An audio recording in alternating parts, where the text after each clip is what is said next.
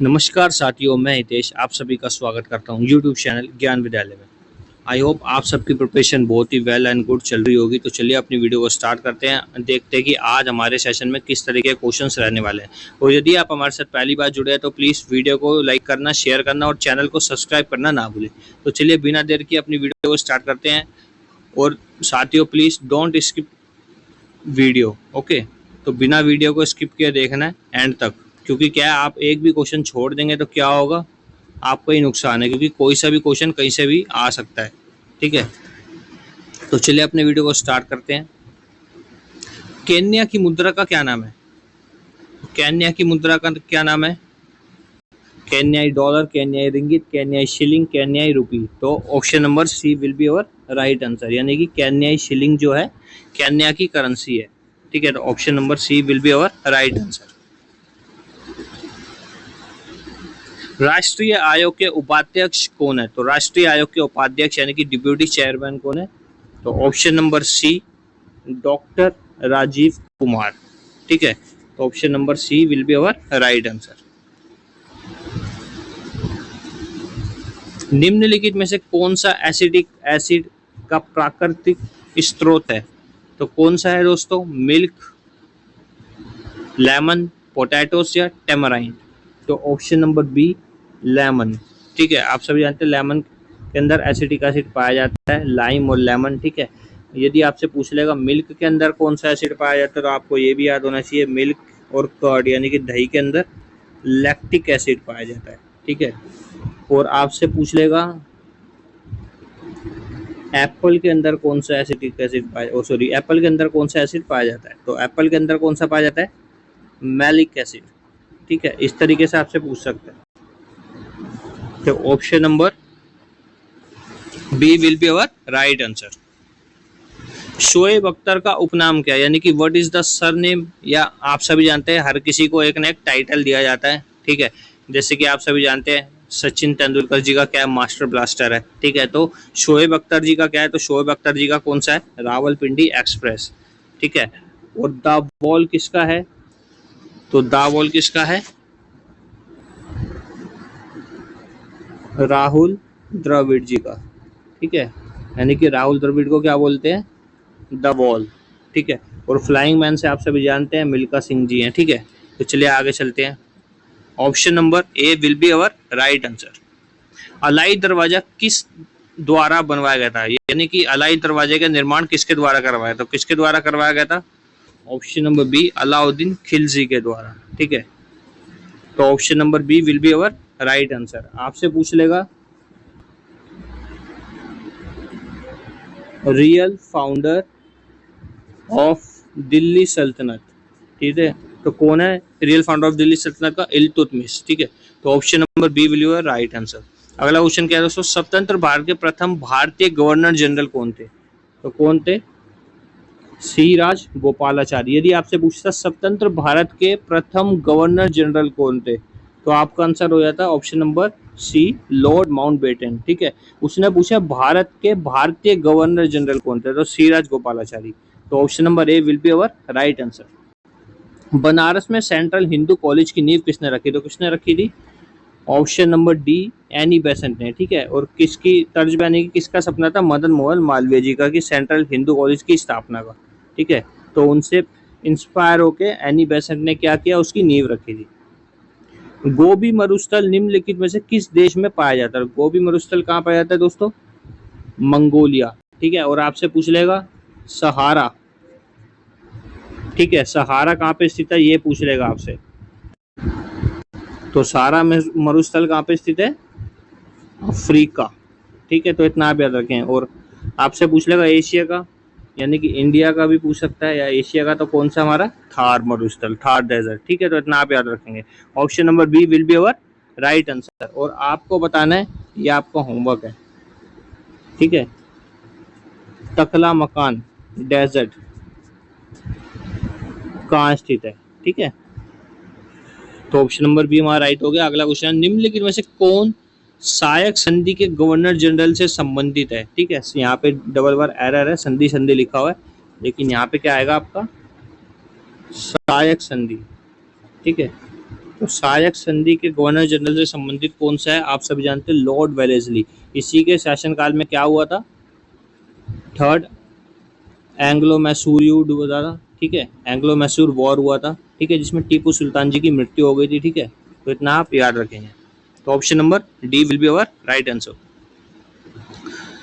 यदि राष्ट्रीय आपातकाल के कारण लोकसभा की अवधि बढ़ाई जाती है और आपातकाल समाप्त होने पर विस्तारित अवधि कितनी होगी? तो कितनी हो जाएगी? सबसे पहले फर्स्ट ऑफ ऑल आपको ये पता होना चाहिए कि, ठीक है, नेशनल इमरजेंसी कौन से आर्टिकल के अंदर आती है, तो ये आपको पता होना चाहिए। तो कौन से में आती है?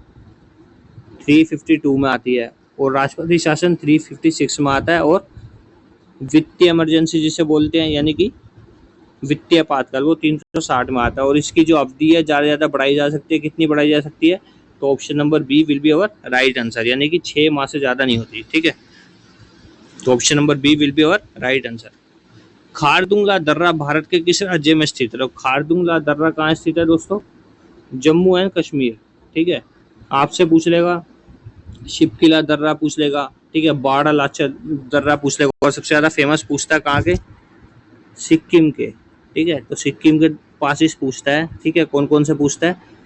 आपसे पूछ लेगा नाथुला पास, ठीक है, और एक आपसे पूछ लेगा जोजिला, ठीक है। तो ये दोनों फेमस है कहाँ के?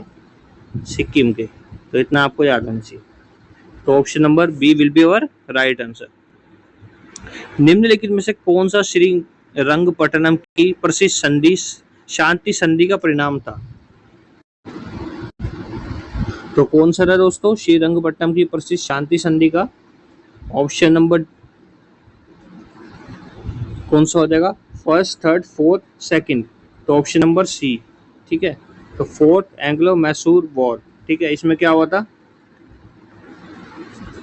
टीपू सुल्तान जी की मृत्यु हो गई थी, ठीक है। आप सभी जानते हैं जिन्हें मैसूर का शेर भी कहा जाता है, ठीक है। और इन्होंने एक स्वतंत्रता का वृक्ष बोया था, ठीक है, स्वतंत्रता का वृक्ष लगाया था। पूछता कहाँ लगाया था? तो ये आपको पता होना चाहिए कहाँ लगाया था? जैकोबियन क्लब में, ठीक है। तो ये आपसे पूछ लेगा जैकोबियन क्लब में किसने स्वतंत्रता का वृक्ष बोया था? इस तरीके से घुमा के क्वेश्चन पूछ सकता है। तो किसने? टीपू सुल्तान। गोदावरी नदी का उद्गम स्थल, तो गोदावरी नदी का उद्गम स्थल कौन सा है? Godavari is the source of river या ओरिजिन ऑफ रिवर। तो ऑप्शन नंबर डी त्र्यंबकेश्वर या त्रिम्बक पहाड़ी या प्लेटू, ठीक है, यानी कि पठार। तो option number D will be our right answer. निम्नलिखित में से कौन सा प्राथमिक क्षेत्र नहीं है? ठीक है, तो कौन सा नहीं है? आप सभी जानते हैं फिशरीज किस में आता है? प्राइमरी सेक्टर में आता है। मोटर व्हीकल नहीं आता, ये थर्ड में आ जाएगा, ठीक है। और एनिमल हस्बेंड्री ये भी किस में आती है? ये भी फर्स्ट में आती है। फॉरेस्ट्री ये भी प्राइमरी सेक्टर में। तो option number B will be our right answer. अंतिम मुगल शासक कौन था? तो अंतिम मुगल शासक कौन था दोस्तों? बहादुर शाह जफर द्वितीय, ठीक है। तो इतना आप याद रखेंगे। ढाका शहर डैश नदी के तट पर स्थित है। ढाका शहर कहाँ स्थित है? बूढ़ी गंगा रिवर, ठीक है, यानी कि बूढ़ी गंगा रिवर के तट पर स्थित है ढाका शहर। Option number C will be our right answer. Thang Ta निम्नलिखित में से किस राज्य की मार्शल आर्ट या शैली है? ठीक है, तो कहाँ की है थांग ता आर्ट? ठीक है, तो ये आपकी बेसिकली कहाँ से बिलोंग करती है? मणिपुर स्टेट से। तो आपका ऑप्शन नंबर ए राइट हो जाएगा, ठीक है। और आपसे पूछ लेगा कि मध्य प्रदेश और उसके आसपास के क्षेत्रों की मार्शल आर्ट का नाम बताएं, ठीक है। तो कौन सा हो जाएगा? मलखम, ठीक है, यानी कि मलखम मार्शल आर्ट जो कहाँ से संबंधित है? मध्य प्रदेश से, ठीक है। इसी तरीके से आपसे पूछ लेगा केरल की, तो केरल की कौन सी होती है? कलारियाई पट्टू, ठीक है। तो ये भी आपको याद होना चाहिए। कलारिया पट्टू कहाँ से संबंधित है? केरल स्टेट से। तो option number A will be our right answer. Raebareli के सैयद अहमद निम्नलिखित में से किस आंदोलन से जुड़े थे? तो किस आंदोलन से जुड़े थे दोस्तों? वहाबी मूवमेंट, यानी कि option number C. Moplah revolution rebellion पूछ लेगा आपसे। कुक्का पूछ लेगा, ठीक है। कुक्का जो है कहाँ पे फेमस हुआ था? पंजाब। और मोपला कहाँ पे हुआ था? केरला स्टेट के अंदर, ठीक है। तो ये भी आपको याद होना चाहिए। ये सब जो है ट्राइब्स के यानी कि ट्राइब्स रिवोल्ट है, ठीक है, छोटी छोटी जनजाति होती है, वो अपने लिए क्या करती है, संघर्ष करती है, स्ट्रगल करती है। निम्नलिखित में से कौन सा राष्ट्रीय उद्यान कर्नाटक में स्थित नहीं है? तो कर्नाटक में कौन सा स्थित नहीं है? नागरहोल हैगा, बांदीपुर भी है और बन्नेरघट्टा भी है। तो केबुल लामजाओ जो है वो नहीं है, तो हमारा ऑप्शन नंबर सी राइट हो जाएगा, ठीक है। अब केबुल लामजाओ की बात आती है, केबुल लामजाओ कहाँ पड़ता है, ठीक है, तो केबुल लामजाओ कहाँ पड़ता है आपका? मणिपुर, ठीक है, जो कि लोकटक लेक, ठीक है, लोकटक लेक के अंदर एक फ्लोटिंग पार्क है जिसका नाम क्या है? केबुल लामजाओ, ठीक है, तो इतना आप याद रखेंगे। तो option number C will be our right answer. निम्नलिखित में से किस राज्य की पवन ऊर्जा उत्पादन क्षमता सबसे अधिक है? यानी कि विंड पावर जनरेशन, तो सबसे हाई कैपेसिटी में कौन कंज्यूम करता है? तमिलनाडु। उसके बाद आपसे पूछ लेगा दूसरे नंबर पे कौन है, तो दूसरे पे आपकी गुजरात स्टेट है, ठीक है। फिर आपसे पूछ लेगा थर्ड नंबर पे कौन है, तो ये आपको याद होना चाहिए, फर्स्ट पे तमिलनाडु, गुजरात सेकंड पे और थर्ड पे आपका कर्नाटक, ठीक है।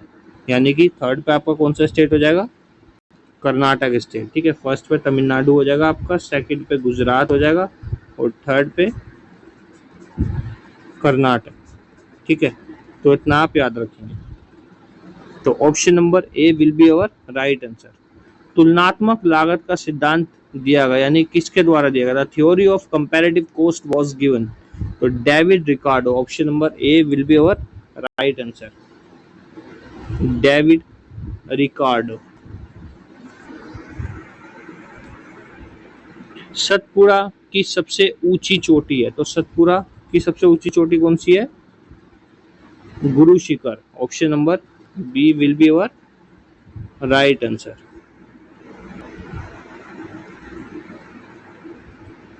संसद के दोनों सदनों की संयुक्त बैठक की अध्यक्षता कौन करता है? तो कौन करता है आप सभी जानते हैं, स्पीकर ऑफ लोकसभा। तो option number C will be our right answer.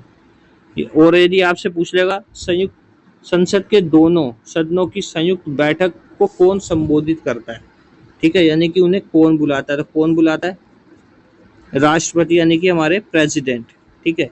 तो इतना आप याद रखेंगे, दोनों में डिफरेंस क्या है? अध्यक्षता कौन करता है? Speaker of Lok Sabha. और उसको संबोधित कौन करता है, उसका संबोधन कौन करता है? तो राष्ट्रपति।